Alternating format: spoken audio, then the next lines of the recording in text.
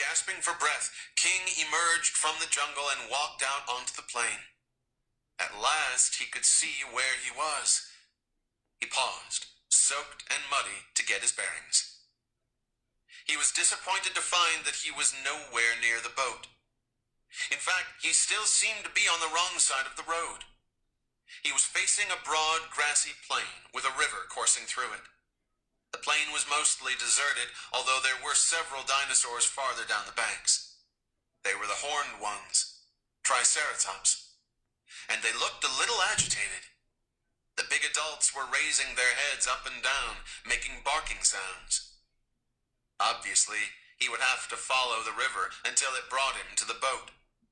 But he'd have to be careful getting past these Triceratops. He reached in his pocket and pulled out a candy bar. He ripped the wrapping while he watched the Triceratops, wishing they would go away. How long would it take him to reach the boat? That was the only question on his mind. He decided to move, Triceratops or not. He began walking through the tall grass. Then he heard a reptilian hiss. It was coming from the grass, somewhere to his left. And he noticed a smell, a peculiar, rotten smell. He paused, waiting. The candy bar didn't taste so good anymore. Then behind him, he heard splashing.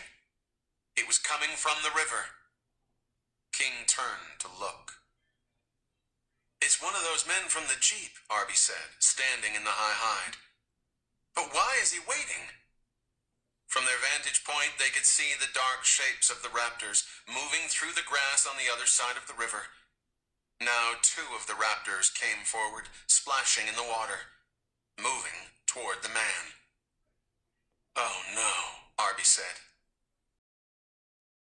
King saw 2 dark, striped lizards moving across the river.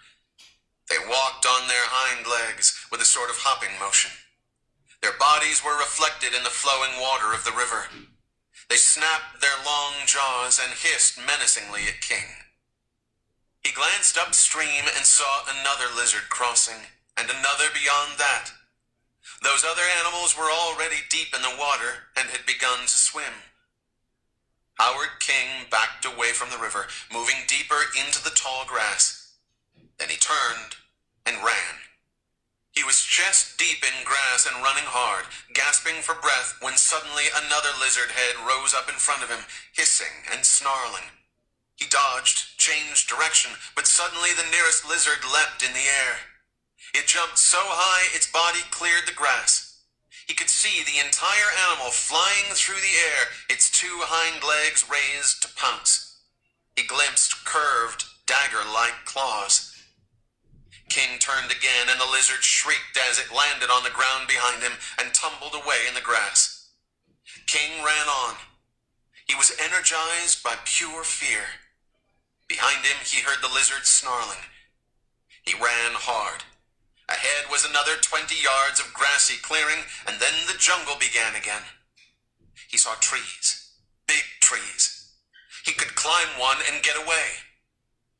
Off to the left, he saw another lizard moving diagonally across the clearing toward him. King could only see the head above the grass. The lizard seemed to be moving incredibly fast. He thought, "I'm not going to make it." But he would try.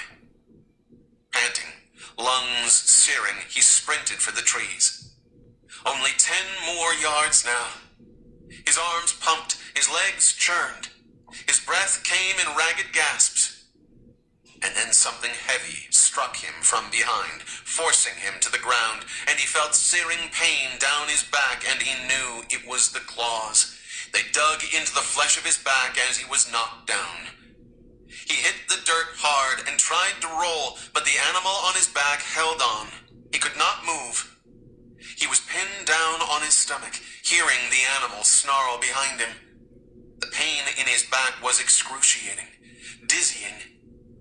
And then he felt the animal's hot breath on the back of his neck, and he heard the snorting breath, and his terror was extreme. Then suddenly, a kind of lassitude, a deep and welcome sleepiness took him. everything became slow. As if in a dream, he could see all the blades of grass in the ground in front of his face. He saw them with a kind of languid intensity, and he almost did not mind the sharp pain on his neck, and he almost did not care that his neck was within the animal's hot jaws.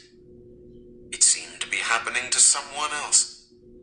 He was many miles away. He had a moment of surprise when he felt the bones of his neck crunching loudly. And then, blackness. Nothing.